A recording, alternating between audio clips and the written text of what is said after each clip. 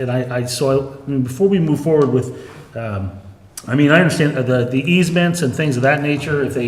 If we already have agreements, I'm fine with giving, helping them get water from wherever they have it on their own property through our, even that is still problematic. I just don't know how you get around it. And so, I mean, before we go down that, I'd like to get that answer as to, this is a private company. This is a company that probably one day will come to us and say, all right, we've had enough. We need to hook up to your system now and pay capacity fees, which is really what needs to be done out there. We have the volume of water. We need them, or eventually, one way or the other, there'll be one of these agencies that will come to us one day and say, we want to hook up. I think, they've got ratepayers. Their ratepayers are just like our ratepayers. They're responsible for their system, but they keep coming to us for help with, and I don't see the mutual benefit. I guess if we've shared water before, that's fine. I bet we paid them for it. I believe so. I think so. I think so. I think so. And so that's where, I mean, that's a one-way street. It's not a two-way street. So I definitely want to see this community have a competent water system. I appreciate the work that you guys are doing. I mean, drilling wells. This is the same thing, by the way, that's happening throughout the entire state. More and more people are drawn from the aquifer. The governor is actually starting to put restrictions on that now. I'm interested to how the new restrictions from Governor Brown will be managed with Blue Lake Springs, and who's going to do that management? Is it the county? Is it going to be us? It may not be applicable in this case because it's not in a recognized basin. Not in a recognized basin. Okay. But anyway, those are my concerns. I'm concerned about, first of all, whether or not we can, like Bob said, if it's on our property, it's our well. I've never heard of anybody allowing somebody else to come in and drill a well and take the water. Their property right, as I understand property rights, is the water underneath your ground for your use is your property. So I don't know how the legality of that works, as to whether we could give that resource that I would assume many of our ratepayers will think is well, we're a countywide agency, so perhaps that's not applicable, but I'd like to know the property right issues. I want to know why their ratepayers aren't clamoring to pay more money to build the infrastructure like ours did so gleefully last year, to fix the infrastructure that needs to be fixed. I mean, we did it. It's tough. It's hard. Those are hard decisions to make, to go out there and make the investment in the infrastructure that you need for your system to be adequate. Those are really tough decisions to make, but that's what needs to be made in Blue Lake Springs, in my opinion. Mr. President? Don and then Dennis. I'd like, and I know, Dave, that you're the general manager, your board gives you direction, so it's not anything about you. This is not a personal issue. I appreciate the partnership because we all live in the same community, so that's a real positive thing. I probably want to re-stress Jeff's remarks in terms of this partnership that we have had. It's almost there's nothing legal about it. I mean, we don't have documents that say, yeah, your other two wells are on CCWD property and we just let you take care of it, and we are co-owners, so you get the benefit of CPA power, and your ratepayers get the benefits of our water coming out of the ground in the wells that are on our property.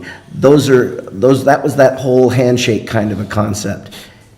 Back in the day when everything was pretty casual, that was an okay proposition, but we are responsible to our ratepayers for ratepayers' property that we're letting Blue Lake Springs utilize. That kind of agreement, we're gonna get questions from our ratepayers. Why do we allow this to occur? We need to be able to have real strong, good answers. And most of this is, in my mind, documentation, agreements that are signed, dated, clear understanding, vetted to the public so that they understand. If this is the long-range plan for Blue Lake Springs, then they need to be crystal clear on the concept that these have to be ironclad agreements that everybody signed off on, not just, gee whiz, you're our partner. That just can't occur any longer. And I really haven't pressed this issue very hard because I anticipated it at well 6, 7, 12, you guys were going to change your direction and decide, you know, we can't just drill wells forever. At some point, we're going to have to figure out something different. But it doesn't, I'm not getting the feeling from conversations with your board members that they see an end point. When I ask the question, it isn't, we're going to stop at 6 wells, or we're going to stop at 60 wells, or we're going to stop at 600 wells. There is no end point that they can tell me that this direction is going to change. So if that direction, you may be coming back to us asking to drill 3 more wells on our property. We have to set something. We have to establish a standard how we're going to treat each one of these occurrences. And that isn't being negative, that's just being responsible. And I think you guys should clearly understand that. We're searching for wells, we're looking at all possibilities for water, so. And we're talking to Larry also about an agreement to buy it from you guys too, so. It's not like we're just blindly stumbling around drilling wells, we're scientifically doing it, we have a master plan, and we are addressing our infrastructure too. But the water supply is the most important thing, so, you know, that's why we're looking at every option. We're looking at this well possibility by the maintenance yard there, and that's why we're here talking about that and see what you guys say about it. But we're certainly drilling other places too, and spending quite a bit of money on it, and that's the direction the board wants to go right now. Okay. We're also looking at other options. Dennis? Matt, I may need to get or you may want to respond to this, but this is a mutual water company and not a private business. And as such, it's a community public water system, not a private public water system. And I don't know if you're that well versed in that law. I know I've run across it a lot when I was working. Right, it's owned by the landowners that are in the mutual. Okay, So and it's unlike CCWD, which is, you know, a government agency. So it's a public, it's not a public agency, it is a private ownership, it has private shareholders. It doesn't report to the public. It has some aspects of that. It does have certain requirements it does have to meet for certain meeting laws and stuff like that, but other than that, it is held, you know, privately. are the comments that there's no difference between a mutual water company and a private business? Are there I mean, it can make distinctions between the two? There's a little bit, I mean, depending on the type of private business, it can make a profit, you know, where we can't, and things like that, so it's not, what? We're nonprofit. Right, but they, so it's not, yeah, it's not publicly traded, but it is owned by private individuals. Okay. Secondly, I'm aware that many small water districts throughout the state have wells on private property, probably with maybe not much more than a handshake, or at least is it possible that this could fall into the category of an easement that includes the water underneath the land versus just a surface easement? You can grant that type of easement, and that type of transaction is done in the private agency. I mean, a lot of farmers will buy easements for wells, but there's usually, I mean, there's an agreement on that. And, I mean, the comments are correct that you own, CCWD owns the water under its property, and you can allow somebody to withdraw that. You can give them an easement to put a well there. There's nothing that prohibits us from doing that. I think the decision for the board is what type of compensation do they want for that? Or how do they want to set that up, given that, you know, you are allowing somebody to extract water from your property, and we are a water agency. Okay, and then how would that fit into this concept of illegal gift of government? Well, if we're getting something in return, it's not a gift. I mean, if we do an appropriate agreement where there's some type of compensation or some other type of benefit that the district receives, then it's not a gift. If we just allow somebody to take it for free, then that causes an issue of gifting public property and funds. Well, if they came up with $1 a year, would that be a proper gift? Or would they have to put a bigger value on it to make it legal? We would have to look at that. I mean, I don't know. I mean, that would be, if that was the board's direction, we would look at whether or not that would be appropriate, given what they would be taking. But I can't answer specifically right now if $1 a year would be sufficient. Seems like we got a lot of unanswered questions. Yeah, but I mean, that would, if that's the board's direction, then we can nail that down, but I don't know. I was trying to remember where I read it. I perused it very rapidly. You sent, Larry, us a report. Can I talk about this, about the inspection report from Health Services of Blue Lake Springs recently?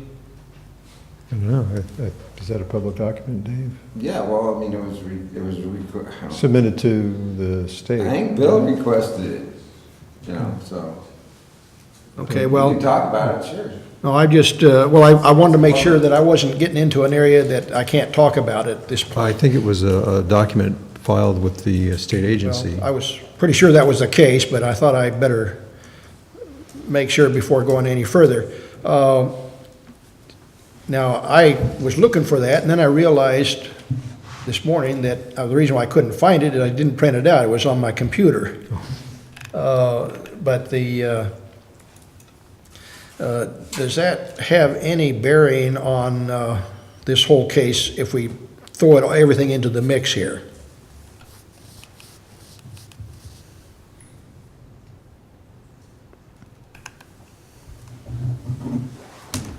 I can't recall enough specifics of the report to comment You mean on the that. latest inspection we just had? Is that what, Yeah. Dennis, is that what you're talking about? Oh. Yeah, Yeah, we had a good inspection.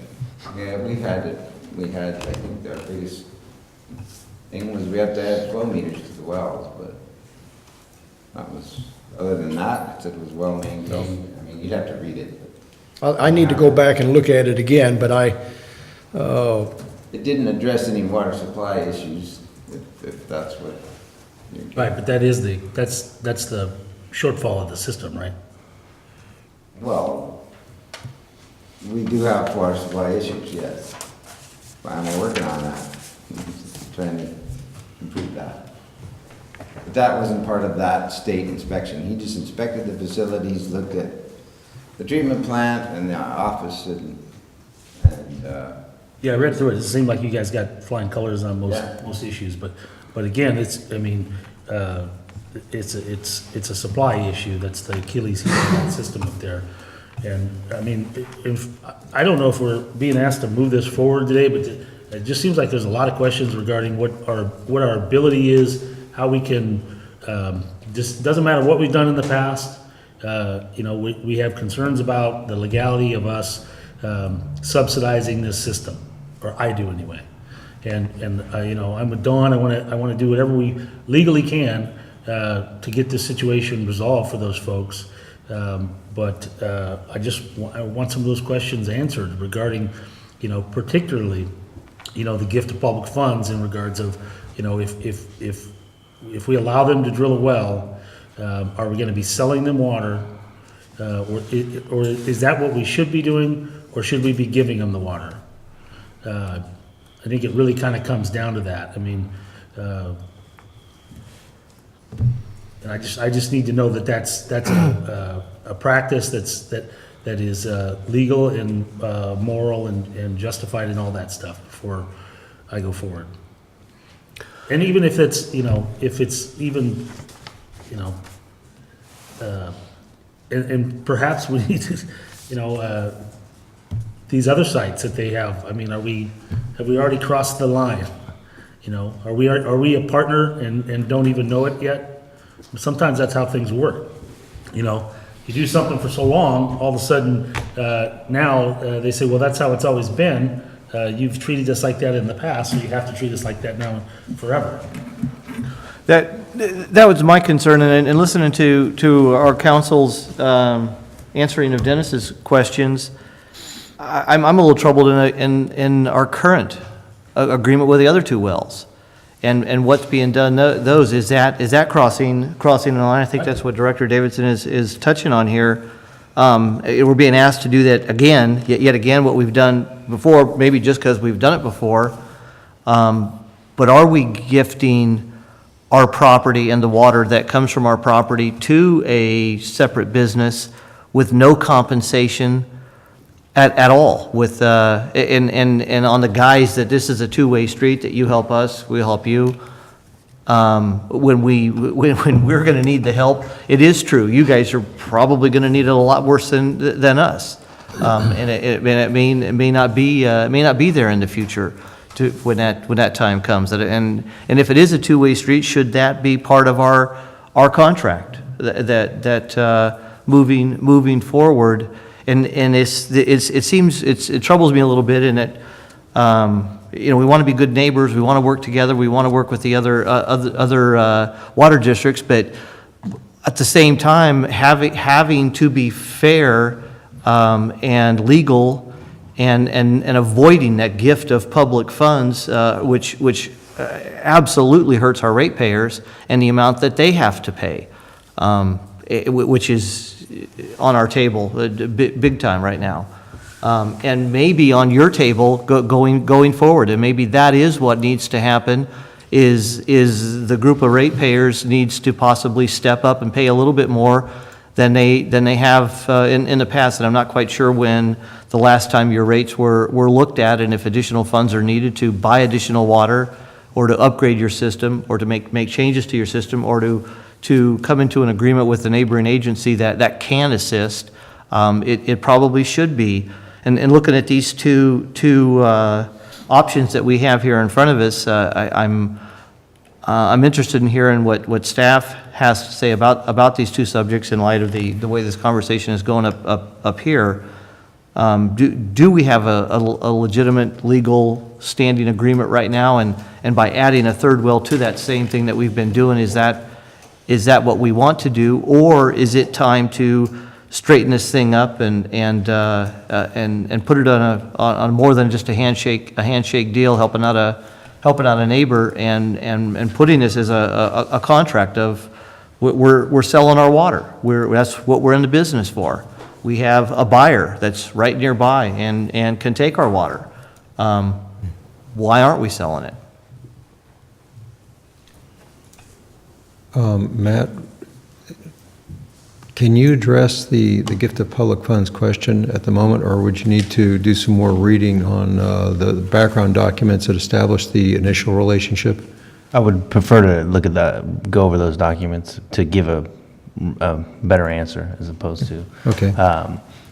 Yeah, I can give you a more definitive answer. If we're getting some benefit, and I think that's the issue I need to see, is what benefit we're getting from the agreement. Secondly, it seems like from the comments I've heard from the collective board, there seems to be something of consensus towards the option of having staff to negotiate terms for land and water use here. That seems to be the bottom line. And I can work with Matt and Dave, should Blue Lake choose to go forward with that particular well. And we can sit down and further those discussions, and of course, any kind of agreement would be brought back to the board for approval. I'd like And to input. also, Matt, see when you look at the original documents, look in terms of our responsibilities between regarding the treatment plant. We paid for half of that, didn't we? I think we paid the loans off, Larry. Is that? Paid the loans, I think we made a one-half contribution, but I believe Blue Lake paid its obligations off as well. So was that like a grant loan kind of thing? There was a grant loan from the old North Fork funds involved in the financing of the original system, yeah. Any ideas what year that was? It was 1986. It started in the late 85, 80s. 86. Yeah, completed, I think, early 90s. I have something, we have the documents that, I have some on the truck out there. They brought along. Well, I'm just curious about end of life, when that treatment plant's going to need to be either upgraded or replaced, or, No, it's, well, we've had the engineers look at it, and they think it's in great shape and then can continue on with regular maintenance and repairs. you know, I have to give kudos to your board, because they've spent a huge amount of money, time, and effort upgrading your facilities. Yeah, I know that you're at least two-thirds, maybe as much as three-quarters, as far as replacing all of your old infrastructure. So they did a really good job on that side. I think they kind of got lost in the concept of supply, you know, going through this process. But your stuff was really well done. I have to give you lots of credit for that. And I don't know if CCWD being out of pocket for any of the repairs to either the plant or, I think it was well number 2 that you rehabbed. Right. I don't think we've had any additional expenses. For all that. How much did we grant them out of North Fork? I'd have to look it up. You have to look that up. It's been paid back though, correct? Was it a grant or a loan? Grant loan. Grants and loans, wasn't it? Okay, Larry? both. I think it was a combination. Most likely, it was a zero interest grant. Back in that day, that's what was going on. I mean, or most of it anyway, or some of it. There's some of the, There yeah. was a loan portion, right, that we paid, that's where the connection fee issue has come up, passed. Right. We have paid Right. that, all of our loans off, so. Director Dooley? The issue was brought up briefly before, but I would like to at least throw it back into the mix. In a case of CCWD losing its surface water supply for a period of a few weeks or even a few months, while they try to work at some idea about getting surface water back to CCWD, Blue Lake Springs, in an emergency, could supply an emergency supply to CCWD, which I think is hopefully unlikely and would be a terrible burden on them, but it might be a lifesaver for CCWD for an interim. I suppose the potential's there. I guess it really depends on the collective demand between the systems and the yield from the wells at the time. Exactly, originally that's what the idea was, because the Hunter's treatment plant wasn't ready. And that's why the wells were drilled, to help supplement that. And we did pump water about 18 hours a day for quite a while up to Sawmill. And then we drew it back out. I don't know how that worked, Larry, exactly, but for our uses. But, so it was mixed, and that mixing was not, once Hunter's was back on, then you guys didn't need that, so, but anyway, yeah, it would depend. In the past, we've given some water to Lilac Park when the town was cut off. We were asked to do that, we did. It wasn't a whole lot of water, but we could easily do it. We have a lot of storage, we can do our part. We're not, it's not surface water, but we certainly, I have thought of this too, that, if this drought continues, well water may play a more important role in the water supply up here. Well, in an emergency for CCWD, should we lose surface water for a period of time, I'm assuming, correct me if I'm wrong, that Blue Lake Springs could say, look, we need to really cut back our water use so that we can keep the Arnold area in an emergency supply of water.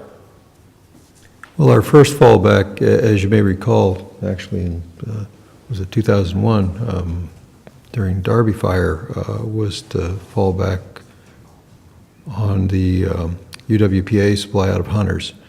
Not that we switched over at that point, but that is our first fallback. And every year when we go through a maintenance shutdown and we can't get water through the normal supply to Hunters, to the Hunter treatment plant, we purchase water from UWPA. That's limited in itself. It's part of the old facilities that were constructed back in the 60s. But that's our first backup. No, I understand that, but that won't last more than a week or so. Well, it depends how you use it, but it has its limits. So anyway, I know when that fire happened, Angels had to go get an emergency supply out of the smaller mine down at Altaville. And had to use that for about 2 months. Because there was no other water coming down, even from Hunters. Director Dean? Yeah, it seems to me that through this extended discussion, we're raising more questions than we're answering. And the point that Dennis made, that I made earlier, and that other people have alluded to, is the fact that we really don't have a good water management plan for the Ebbets Pass area. We don't know if there's going to be any requirement for fallback on groundwater as an emergency supply. We don't know how much water we're going to be having off of our surface water supplies and who owns them and what kinds of arrangements can be made. And it would seem to me that before we make any decisions about co-ownership, partnerships, MOUs, whatever it is that we're talking about in order to address Blue Lake Springs issues, that we better have a pretty good idea of just exactly where we're going to go with a lot of these things for future water use in the Ebbets Pass area. I mean, this drought has certainly, almost with a laser intensity, focused on the need to be able to answer these questions. And if we don't go out of our way to try to find those answers, we're going to be, courting disaster down the road. And I think that that's got to be part of an overall process that needs to include a number of different interests and organizations that may have some input into putting together a future water supply for the Ebbets Pass area. I for one, am willing to kick this situation down the road, if for no other reason than to get some answers to these questions before we go any further. Before we address whether or not Blue Lakes can put a well on district I think, we have to property? look at the issue of emergency supply. I don't want to make a mountain out of a molehill, but until we know those answers, I don't see how we can make a decision that's not going to come back and bite us. We've had some issues with the relationship we've had with Blue Lake Springs. That's been brought up, and it's fairly clear. We've had a working relationship regardless of all of our disagreements. Mm-hmm. But the point nonetheless remains is we can't afford to Mickey Mouse around with that kind of stuff anymore. We need to be sure that going forward, any issue with regard to the future of water management in the Ebbets Pass area and the availability of water supply, not just for daily use, but also for fire flows and stuff like that, are going to be pretty well sounded out, and we'll have a number of options that we can deal with given the certain situations. I think we're making a big mistake by just addressing this one issue without looking at it as part of a much larger picture. That's all. Okay, I don't think we're going to, I recommend we table this item at this point. Study it a little further, bring it back. I don't think we're going to be able to make a decision on A or B, or 1 or 2 as we got it posted Okay. here today. What do you want us to do today? I was looking for consensus direction from the board on those two choices. That's in regard to the White Pines Barn Maintenance Yard well that Blue Lake Springs may or may not decide to go forward and develop. Well, I don't think there's any disagreement that we all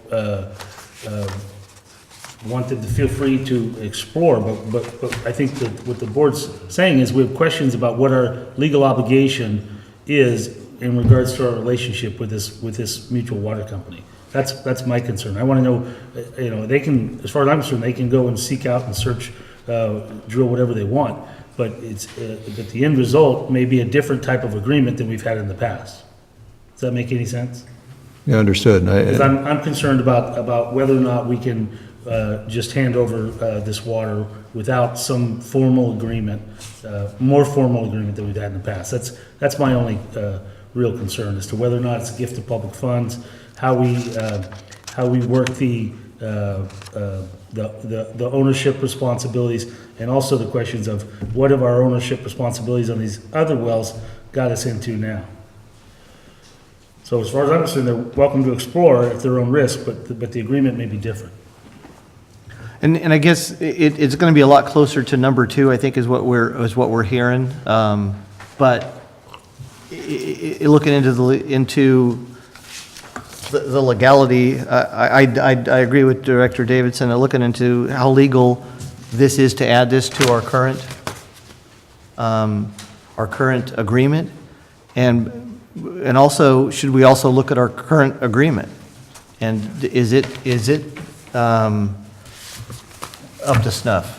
Is that what we should be doing? Now that we're looking at adding to that agreement, is look at the agreement as a whole, and when it's brought back to the board, explain why that agreement that we have is what it should be, and if it's not, should we make a change in a proposal going forward with working with Blue Lake Springs? And I think. Is that enough direction, Larry, on that item? Yeah, and did you move to table? Yes. There was no second. I'll second. Can you have public comment? Any public? I don't know if you can not on the motion to table. Well, this is the agendized item. We can have public comment on it. No, but We once haven't. there's a motion and a second on the item to table, you have to call for that vote. Okay. Without further discussion. Okay. Okay, we got a motion and a second the motion is to table item 6C. We'll not be making a decision on today. It will be brought back to the board. All those in favor signify by saying aye. Aye. Opposed? No. Okay, we got a 4-1 vote, Stacy, with the Director Davidson dissenting. Thank you, Larry and Dave. Thank you, Dave. Thanks, Larry. Take a break. Are you saying, Director Davidson, we cannot have public comment on this? We can't hear from the public on Item's this item? tabled now. Okay. But it's still an agendized item, and we made It's a over with. decision. It's over with. It'll come back, that's the reason of a table. All right, well, let's take a quick break. We'll be back in 5 minutes. No, that's the danger of tabling. Yeah, Because if there's still, it particularly if clocks there's it still off. discussion going, Yeah, it cuts it.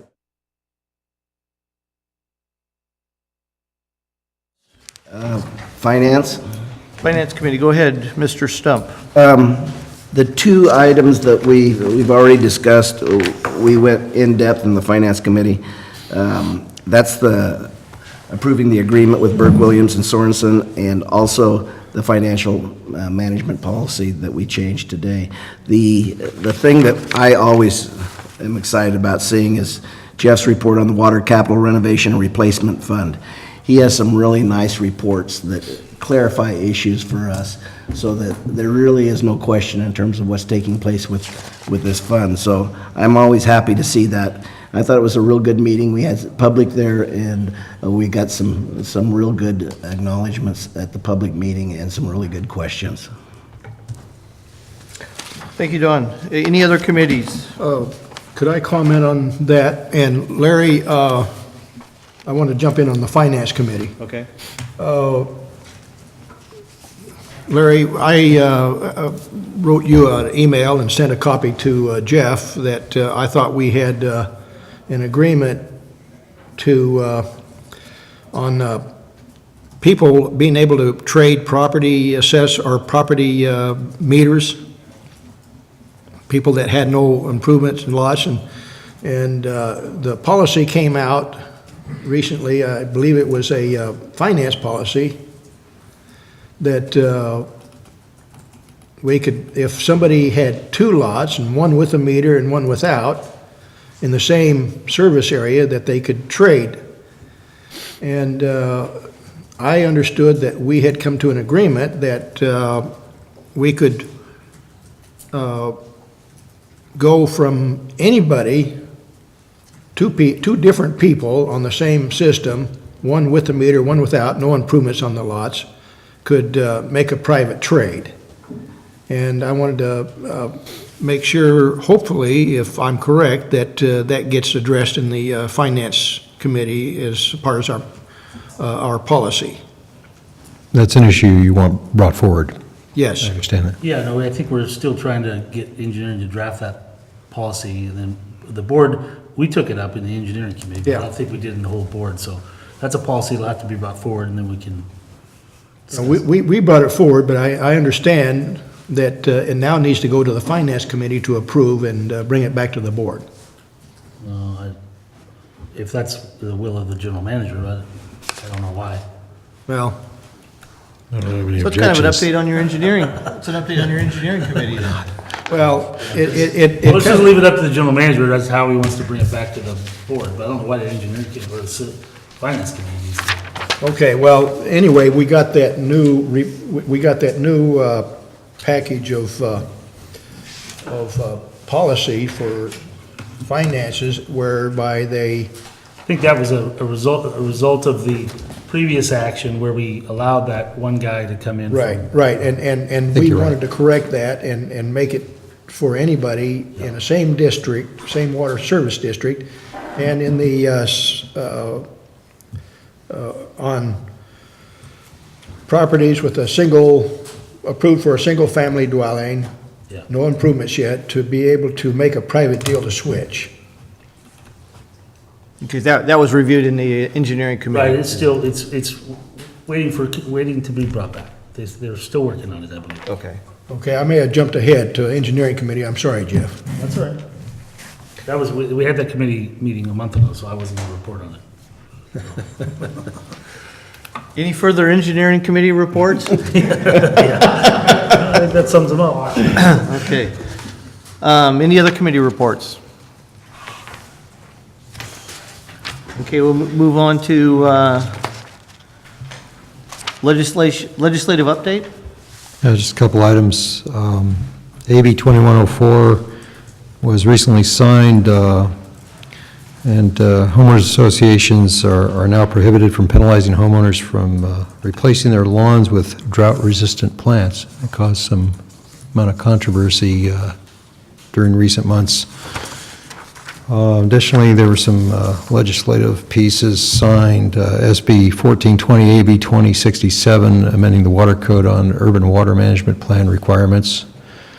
Again, this will affect the 2015 update, the schedule of which has shifted to July of 2016 as far as the deadline goes. But the new urban water management plan will need to include analysis of distribution water losses and a narrative description of demand management measures that are currently being implemented or scheduled for implementation by the water districts in order to achieve their water use reduction targets. So we anticipate it's going to become a bigger document, bigger, more complex, more expensive. And that's something we're going to need to kick into gear in 2015. That's all. Thank you, Larry. Okay, moving on to item 9 in our agenda, reports. Larry Diamond, interim general manager. We've had a request from the CHIPS organization to route a water pipeline down to the property that they are engaged with. It was kind of a change to us from the original concept where we thought they were going to have a well water supply as their sole source of supply with fire storage tanks on site. So staff's working with the CHIPS organization on a proposed alignment. The water line will have to come off of Associated Office Road, looks like. They're going to be buying water from us? Yes, that that would be what eventually occurs, but they have to extend the system down to their parcel. And I'm not sure more specifics than that. When they were talking about, well, I shouldn't say they, because it's not CHIPS. I guess it was the ACCG originally, that's the Amador Calaveras Consensus Group, was talking about, the biomass removal, which of course would have included CHIPS. They were talking about running it down to Ione, in that biomass plant that's down there. And I don't know what the proposed size is for the Ione plant, as opposed to what they want to put in Yeah. at Sandy Gulch. But there was a determination that in Ione, they would use approximately 550 acre-feet of water a year as part of the biomass generation process. And first question I have is, we'd better be pretty certain, with a certain level of conservatism, about how much water is going to be used by their generation system, because our lines may not have the capacity to provide that much water. And I'm also curious about, are they going to be using recycled water? No. They're not. Why wouldn't we want to set up a relationship with them to run a pump off of our storage pond there at the waste treatment plant for them to use as a source of water for their generation system? There may be a possibility. It depends what this water is supposed to be used for. If it's driven by fire flow demand, that's kind of another question. But I'd be very concerned about them estimating the right amount of water that's going to be used, because there's a tremendous amount of water used in the generation process, at least with regard to one plant that I've heard of. And I don't want to, again, get ourselves buried in a situation where we're shorting our customers Yeah. to push a system. Yeah, and the system up in that area is fairly limited. Yeah, with wooden pipes and stuff like that. Not exactly wooden pipes, but small diameter pipes. Not the largest pipes we have. Yeah. But think of 550 acre-feet of water is more than using the entire system in West Point. Yes, it is. I don't think that they would be using that much, because I think it's a smaller generation system. But, I think we need to, we need to sit on what we're willing to provide and where we're willing to provide it.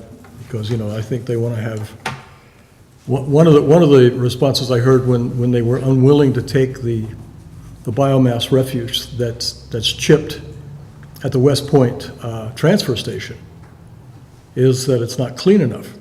In other words, I suppose they want clear, not free lumber in order to be able to run their generation system, and I don't think that's very smart, but that's their choice. But the bottom line is, I think that we need to set up a standard, we need to hold them to it. Realize that's over 465 gallons per day, 465,000 gallons per day. Yeah, I know, it's a tremendous amount of water. But that was for the Ione plant, which might be much larger than the one they're putting in. Yeah. But still, it uses a lot of water, and we better know. I'm just sitting there in drought conditions, it's hard to come up, or it might be hard to guarantee that much water, drought years. Well, More of the general manager's report? yeah. Bill and I have been working with Saddle Creek on a request for water supply to some of their wetlands. We've contacted State Board staff to make sure we're not running afoul of any emergency drought water supply regulations. And we're having Saddle Creek double check with Army Corps on their requirements, and we'll find out what they say. But our first concern was water being used for that purpose under the emergency regs. So we've had some discussions with the golf course folks, and we'll continue to get clarification. And if it's okay with the agencies to move that water there, then we will. On another, maybe Bill will address this under his, you got a request from McCallum Sanitary for assistance. Yeah. That's under Bill. Actually, exactly what you want. I can pull it down like this. Okay. That's all. All right, thank you, Larry. Jeff Meyer, Director of Administrative Services.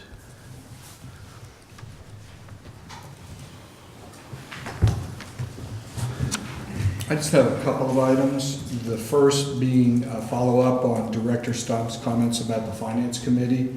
One of the items that's coming in front of the Finance Committee in the next meeting will be our audit. Our auditors are working on our fiscal year 13-14 audit. They have completed their site work. That should be available to us in draft form towards the end of this month. I would like to bring it to the Finance Committee for review, for an update, and it would, with the plan on bringing it back to the full board at the December meeting for your approval. And we'll also have the auditors here at that particular time. Secondly, the state has required the district to report on its water conservation efforts. In the past, we've had to report our production numbers. We don't have those numbers yet for September. We will have them at the next meeting. But also in the October 15th reporting, we have to start reporting on consumptive data, what has been consumed by our customers. And that's going to be a little bit of a challenge because we bill on a bi-monthly process. The state understands this. Kook has provided some guidelines on how to work through this, and at our next meeting, we'll give you the reports on those numbers as well. That's all I have, unless you have any further questions. Thank you, sir. Thank you. Charles Palmer, District Engineer.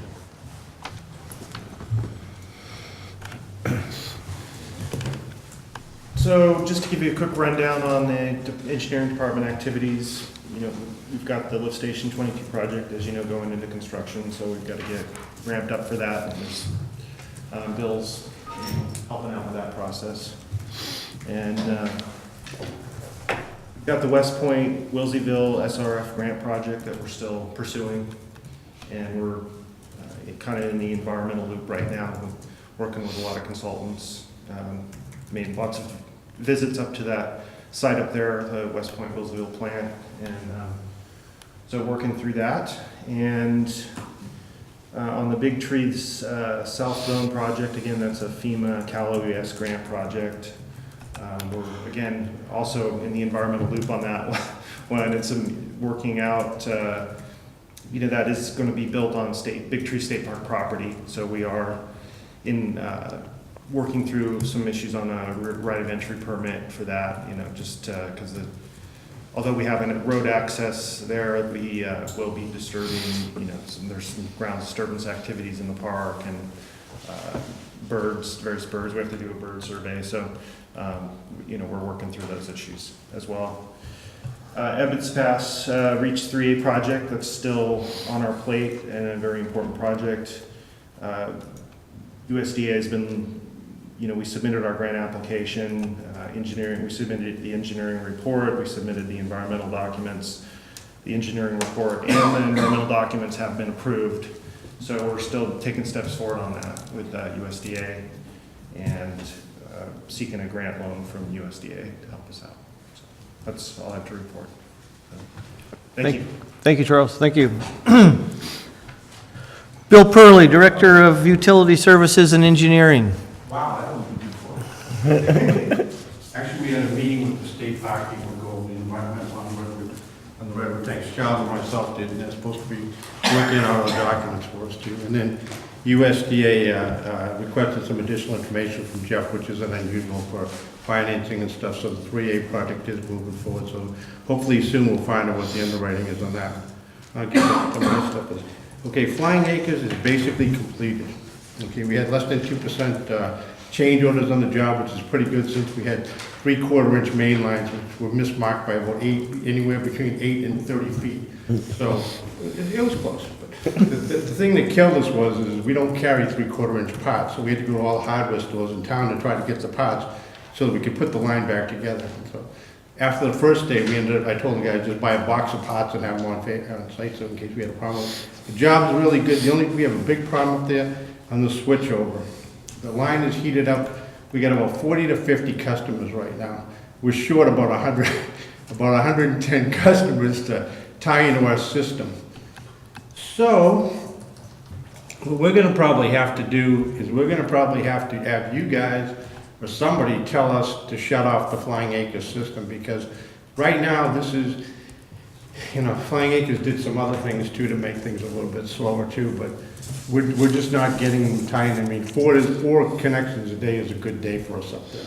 I mean, it's that bad. Most of the people are part-time residents up there, like 90% of them.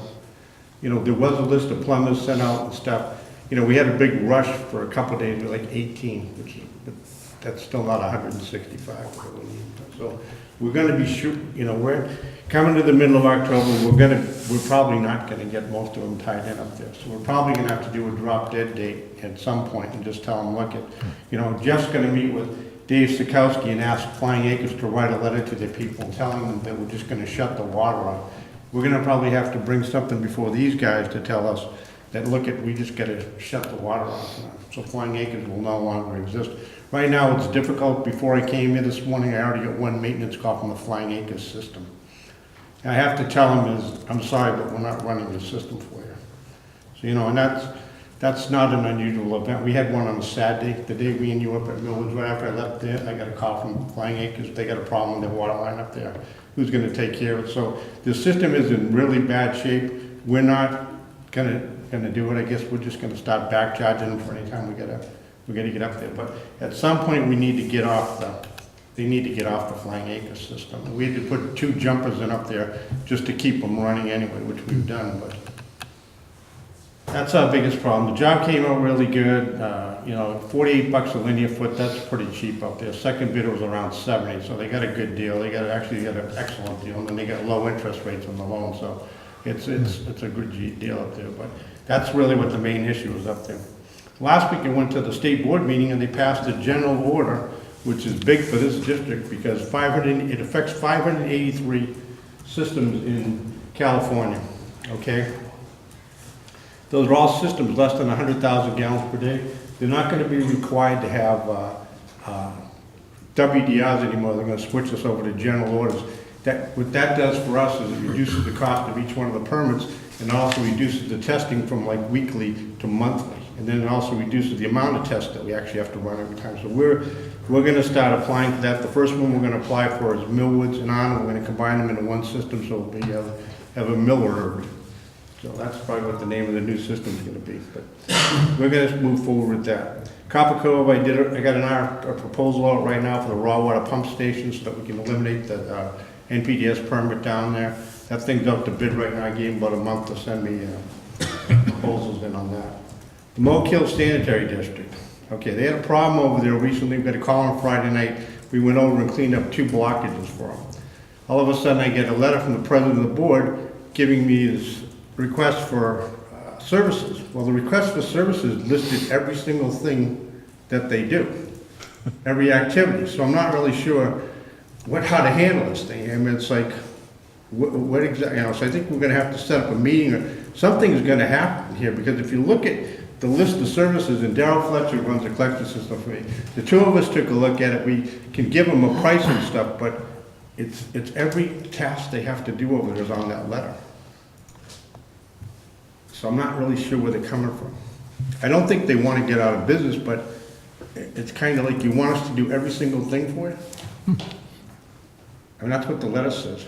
We can actually give these guys a copy of the letter, I guess. We haven't responded to it yet because we're not really sure what to do with it. Maybe we should put it on the agenda. Who The said, president of the Moke Hill Sanitary District Board. was there board authorization? We don't know. I mean, he signed it as the president. I don't know if the whole. It must have been board action. We should at least, maybe we can find out there had to be a vote taken for it to be signed by the president of the board, so. We don't know. I mean, all we got was the letter from him. The only contact we've had is through the president. I mean, I talked to him on the phone and said, you need to, guys, if you really want us to do something, you need to write a letter, except we were surprised at the level of activity. You're talking preventive maintenance on the collection system. Under the new general order, you're talking about 1 test a month. I mean, the main thing is on sewerless system, which is their biggest problem over there. They have 2 aerators, which is a piece of cake, and we've actually worked on them before for them.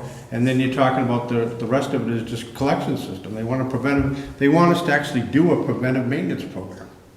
And then they also want us to hit the hot spots. I mean, there's kind of nothing else for them to do. Well, we may not have the resources. Yeah, they don't have the resources to do any of this. Well, I recognize they don't, But I also recognize if we're stepping up to this is probably gonna have to be an agenda item. It's, I'm a little concerned that they even have the revenues in order to pay us to do these things. Well, that's kind of why we're bringing it up today, because we're not really sure what to do. We haven't responded to it. Like I said, I sat down with Darrell, we came up with a cost estimate on the daily cost on doing all the stuff, which is, you guys always approve the cost and equipment stuff, so we did that. And then the two of us took a look at it and said, basically, this is doing their whole job for them. So we're not really sure where they're coming from on this one, so maybe we could put it on the agenda next time, make sure you guys all get a copy of the letter and take a look at it. The other problem we have right now too is if we're gonna do this, we're gonna have to take away some of our existing resources to stick them over. This is kind of like the Angels Camp deal. Angels Camp wanted us to dedicate almost we got a great collection systems crew. We got all the equipment that anybody else could possibly want. I mean, we got everything dialed in perfect. It's something nobody else has, okay? Angels Camp wanted us to do this for a 3-month period. There's no way we can do that. We can't shut down our district for 3 months. This one here, if we're gonna do it, we'd almost have to hire another guy just to handle those guys or whatever to make sure, or we'd have to figure out how we're gonna actually work this into the system here. And the other thing is, like I said, with the general order, you might as well throw the treatment plant in, because we could fill out the NOI for them. It would take me about 10 minutes and get their permit wiped out, the WDR wiped out, and put on a general order. It's under 100,000 gallons, so it reduced the testing almost nothing. So it's almost like maybe we put you guys on, put it on the agenda, you guys discuss it and tell us what you want us to do with it. Should we set up I think would be important is for the length of the agreement, because if we're gonna have to hire a new staffer to do this, or any resources, we'd want to know the term of their commitment. We'd have to have that, all that stuff in order. Doesn't sound like a temporary situation. No, this is gonna happen over and over again, and as far as I'm concerned, I think it's a good thing. I mean, if we have to hire more staff, I mean, I assume they have some staff over there. Yeah, they get a couple of part-time people right now, but see, Jeff, they don't have the equipment, they don't have Right, the and none of the smaller districts do, and their systems are getting degraded further and further, and it's gonna be a reoccurring thing. But I think it's a positive thing. We can help them out. We can utilize our equipment better. There should be, it's one of those prescriptions that that we talked about earlier. Well, to further revenue discuss source. this, let's make this an agenda item. It does Give you sound. guys a copy of the letter, so you Right. can take a look, and then I can even give you the cost estimate that we worked out. Well, has, Discuss it on the same subject? Only to be able to make a legitimate discussion. I have a question. When you got notification from the board president, was that just a note from him, or was it a copy? Was it a copy of the resolution or the stated number in the No, it resolution? was just it was on the letterhead, I don't know. I if they- think before we do anything in the way of a formal conversation, we need to have something from their board, a stated resolution that they want us to talk about. We could even have the board president show up I here. doubt if it was, I don't think we would do a resolution for that. We do a board consensus to make a request, and then if we put together a price on the thing, then they would take it under consideration for yes or no. Well, I'd like to see a resolution. I'd like to see a resolution from them asking to have this conversation. See, the thing is they've had emergencies over the years and we've responded, but they do get billed every single time. So this is an unusual thing to happen. The letter was kind of unusual, the fact that they added in preventive maintenance program. Everybody is required to have an SSMP for the state of California, okay? And they are out inspecting those things, and they will fine you if they find out that you're not in compliance with it. Well, So- it sounds like we've had a district come to us and asking for services and proposing, proposing that we initiate something in the future. I think based on that, we can and should discuss this and agendize it going forward, Yeah. regardless of whether they have a resolution or what formalization they've done on their Waste our side. time if they don't. it sounds to me like any discussion should also address potential consolidation. If that's something that they want, if we're running their district for them, I know that conversations I had with you when we did it at Wallace Lakes, that after a while it became untenable to just keep running their district for them without having them consolidate with us. Same thing about Bear Valley, I think. And Deer Valley we walked away from, that was in a different county. Wallace, we kind of got stuck because they were in the same county. These guys here, like I said, I bet we can agendize, next time I'll pass out copies of the letters, you guys can take a look at it and decide which direction you want us to. Well, I think an imprudent thing to do would be, in the meantime, is contact them and see what, get a little more clarification on what they're looking for and what's gonna help them. And regionalization is something that should be discussed. You know, we almost ought to send a letter to Benoit or LAFCO too, just to let them take a look at what these guys want. I mean, because they're doing the sphere of influence, I think, on Moke Hill right now too. So probably wouldn't be a bad idea to give them that. The last thing you got is the Millwoods Pond is obviously almost out of water, as everybody sees.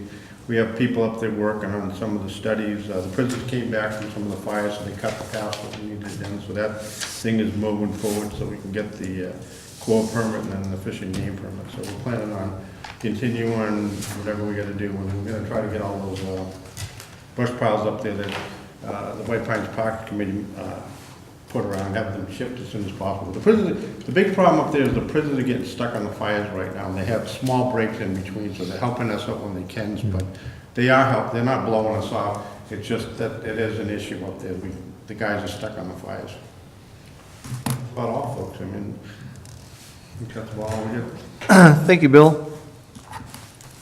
Okay, moving on to item 10, board reports, information, and future agenda items. I'm going to go first on this item today. And we have in our presence our customer service staff. And in recognition of National Customer Service Week, we would like to honor Corinne Thornburg and Tiffany Burke. Can you two please come up to the podium? Get you on camera here as well. Okay, in celebration of National Customer Service Week, the Board of Directors would like to recognize Corinne Thornburg and Tiffany Burke for their exemplary customer service they have provided over the years. The Customer Service Department is often the only point of contact customers have with the district, and we recognize how important it is that these interactions go well. Not every interaction is easy, and it takes a very talented person to keep calm and focus on helping resolve customer concerns. In the last year alone, the Customer Service Department team has exhibited professionalism, patience, and positivity despite challenges. Here are a few accomplishments worth highlighting. Our Customer Service Department has helped hundreds of customers understand the transition away from sending courtesy copies of their bills to tenants, and I know that has not been an easy process. Tried to tell you. This led to a vast reduction in reminder notices, door tags, and lockoffs. That's what he's telling you. Explaining Stage 3 mandatory water conservation measurements to thousands of customers is something else that's also going on during this exact same period. This led to a 22.2% reduction in water use district-wide for the month of August. Also answering questions about our rate increase that took effect on September 1st. Again, a very talented group, I understand, and this is a perfect time to honor you guys during our Customer Service Recognition Week. In conclusion, the Board of Directors expresses its appreciation for the Customer Service Department team members who keep smiles on their faces and go above and beyond to provide excellent customer service on a daily basis. Thank you very much.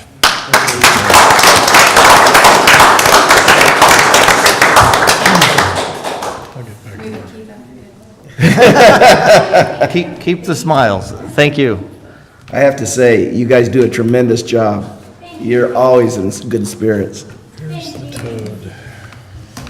Probably deserves his own reality show. Yeah. Okay, Have to listen to some of those calls. board report, further on board reports, I did attend the East Bay Mud Barbecue last week, and I think coming up, we don't have, those are our future meetings. That's all I have to report. We'll start, Jeff. I have nothing to report. Don. September 30th, we had the Finance Committee. I'm pretty excited that we're having more members of the public attend the Finance Committee. I think it's really helps to have a real clear understanding of how the money works at CCWD. So I'd like to see even more attendance if we can get it. October 1, we had an EPOC meeting. Bill will enjoy this. I was reporting out, and one woman stood up and said, "Mill pond." She says, "I've been here for 30 years and I've never seen a mill pond. Where is this mill pond located?" And I said, "Well, you probably recognize as mill forest because there is no water there. It's just one big overgrown area." EPOC is a really good avenue for us to get information to all of the homeowners associations. They speak to a lot of people in the Ebbets Pass area, and they generally like the information that everybody reports out on, so it's a real positive thing. On October 2nd, I was at DWR with John Kingsbury, and we met with Gary Bardini. He's the #2 guy at DWR.